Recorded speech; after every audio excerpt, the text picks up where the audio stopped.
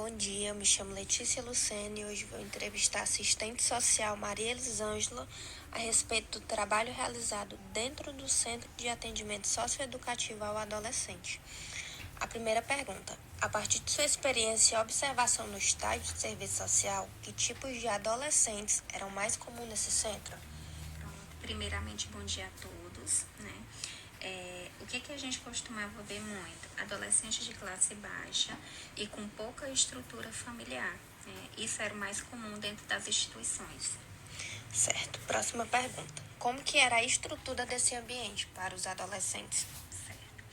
A estrutura, ela não era totalmente adequada devido ao número de jovens dentro da instituição, né, que é o que a gente chama de superlotação, ou seja, o espaço ele se torna pequeno e aí acaba que a acomodação também não fica confortável. O exemplo de uma delas é a falta de colchão. Se eu tenho uma superlotação, se eu tenho um ambiente que não está adequado para o número de pessoas que está lá dentro, o primeiro desconforto é no momento de dormir. Por quê? Porque eu não tenho colchão suficiente. E aí acaba que ele também não tem uma estrutura adequada. Isso gerava revolta nos adolescentes? Sim, muita revolta. Por quê? Porque ele não tinha uma boa noite de sono, ele não conseguia ter um bom espaço, e aí acaba que no dia seguinte gerava todo desconforto e revolta. Certo. Terceira pergunta: era comum esses adolescentes reincidentes ou não? Sim, era muito comum, né? E aí o que chamava muita atenção de todos os profissionais da área é que além de ser comum, o curto espaço de tempo de um para o outro, né, para a última, vamos supor, tem um adolescente que ele entrou há 3 meses, passou 3 meses, passou 90 dias lá na instituição, saiu e dentro de 10, 15, 20 dias ou um mês, ele já retornava. Então, o espaço era curto, né? E ele acabava retornando, muitas vezes não por cometer o mesmo ato, ou um ato diferente, muitas vezes o mesmo ato, então isso dependia muito do retorno de cada um deles, o que tinha sido cometido. Tudo bem. Como o psicólogo ele atuava nesse ambiente? Então, o psicólogo ele ele faz, na verdade, um cronograma, né? Existe um agendamento para isso. Dentro da instituição, todo profissional ele tem o seu dia, o seu horário, assim como os adolescentes também. E aí a profissional de psicólogo, o que ela fazia? Ela selecionava na sua agenda data e horário para o detentor determinado detento X, e aí cerca de 1 hora por dia ela fazia o acompanhamento com ele. Como é o acompanhamento?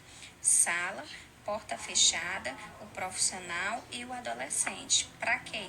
Para que o profissional possa desempenhar o seu trabalho de forma sigilosa, para que o adolescente se sinta à vontade em responder às perguntas, visto que ele não está na presença de outras pessoas, ele tem um espaço adequado para que ele possa se expressar e possa passar a confiar no profissional que está atuando naquele momento, né? Então, sempre existiu todo um cronograma para que isso fosse feito. Certo. Devido a essa superlotação citada na pergunta anterior, era comum que algum adolescente ficasse sem algum tipo de atendimento?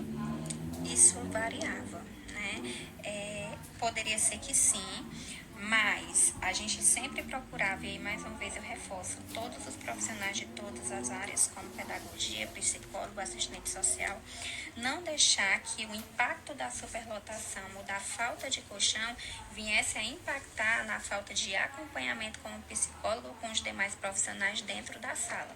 Então, isso não, isso dificilmente acontecia. Tudo bem. Na sua visão, qual é o grande problema desses centros dentro?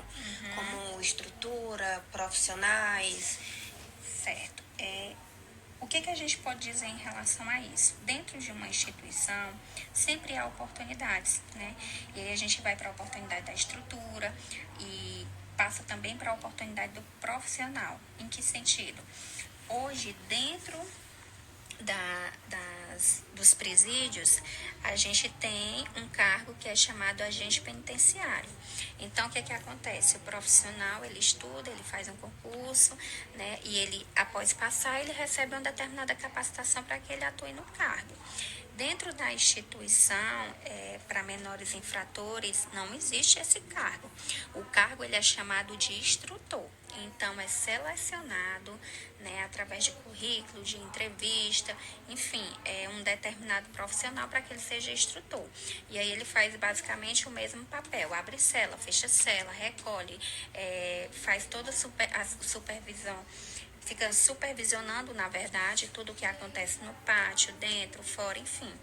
E aí a gente percebe que falta capacitação por parte deles, tipo, como atuar, como chamar o adolescente, né? Como abordar, como tratar. E a gente percebe que, inclusive, os próprios adolescentes, eles questionavam, eles falavam, olha, o instrutor X não está me tratando direito. O instrutor X hoje puxou o meu braço. E aí a gente percebe que falta capacitação nessa área. Você acha que essa falta de capacitação desses profissionais ajuda em não transformar aquele um ambiente adequado para o jovem sair e se tornar uma outra pessoa? Sim, no meu ponto de vista, sim. Por quê? O menor infrator, ele passa, dependendo do ato, né? E aí ele fica lá dentro da instituição 90 dias. Na verdade, até independente do ato, realmente são 90 dias que ele fica lá. Isso é determinado pela lei. E aí ele passa boa parte do tempo na presença dos instrutores. Se ele não recebe um bom tratamento, como ele já vem de fora, muitas vezes com um tratamento ruim da própria família, com um tratamento ruim de amigos, né? Ele já se sente excluído da sociedade. Por quê? Porque ele já cometeu algum tipo de ato. E aí ele tem que ficar dentro da instituição durante esse tempo, a partir do momento em que ele não se sente acolhido, que ele não se sente, digamos que protegido dentro daquele ambiente por hora, acaba que sim, influencia ele de forma negativa para que ele não consiga se desenvolver a ponto de não cometer nenhum tipo de ato e voltar a ter o convívio na sociedade.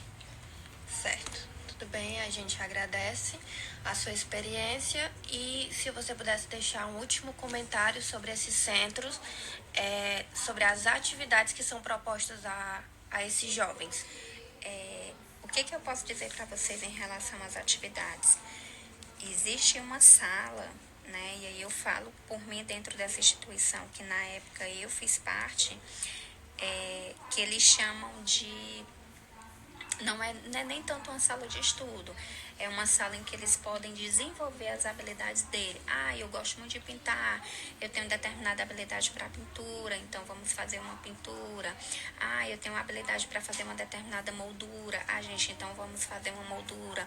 A gente percebe que dentro da instituição eles procuram desenvolver ou instigar o próprio adolescente a querer fazer algo que venha fazer parte da vida dele e venha fazer com que ele consiga ter uma vida fora da instituição, de forma honesta, né, fora da instituição, dentro da sociedade.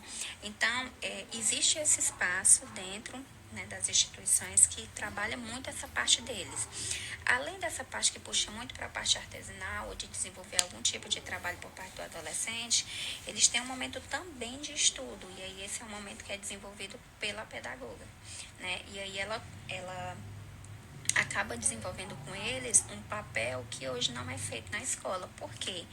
Concorda comigo que se ele está dentro da instituição por 90 dias, ele não vai conseguir ir para a escola, porque ali ele está cumprindo um mandato judicial, né? Ele tem que ficar ali. E aí a pedagogia, ela puxa para esse lado, para que ele tenha também o acompanhamento da escola, né, das atividades que ele não consegue fazer fora, para que ele consiga fazer dentro. Então, dentro da instituição também tem isso. E aí, gente, que aqui a gente também pode reforçar aqui, não é só isso. Dentro da instituição, O adolescente, ele passa por acompanhamento psicológico, só reforçando com vocês, porque eu sei que já falei anteriormente, mas assim, existe esse acompanhamento, existe o acompanhamento da assistente social, nós fazemos um acompanhamento com eles também, de porta fechada dentro da instituição, a gente tem um formulário, e aí nesse formulário a gente preenche, pergunta qual é a perspectiva dele de vida, né, o que ele pretende fazer depois de sair da instituição, quais os planos para o futuro, se quer voltar a estudar, se realmente ele entende que ele não deve mais cometer aquele ato. Nós também fazemos acompanhamento com os familiares. É importante que vocês fiquem cientes que o adolescente ele tem um dia em que ele vai para dentro de uma sala, ele liga, nós fazemos a ligação para o pai ou para a mãe, né? Eu falo isso para o pai ou para a mãe porque tem muito adolescente que não tem base familiar estruturada, então ou ele não tem pai, ou ele não tem mãe, ou ele tem pais separados, e aí ele tem uma afinidade maior com a mãe ou com o pai. Então, para que não vire também bagunça, para que o adolescente não se sinta no direito de estar todo dia dentro da sala fazendo uma ligação, existe uma data e um horário em que ele pode ligar para os seus parentes. E aí a gente faz a ligação, se certifica de que está falando com a mãe do detento X, né? Passa para ele, acompanha a ligação dele, escuta para saber se o desenvolvimento está correto, né? Para que ele não mantenha nenhum tipo de contato inadequado. Então, isso é um acompanhamento que é feito pela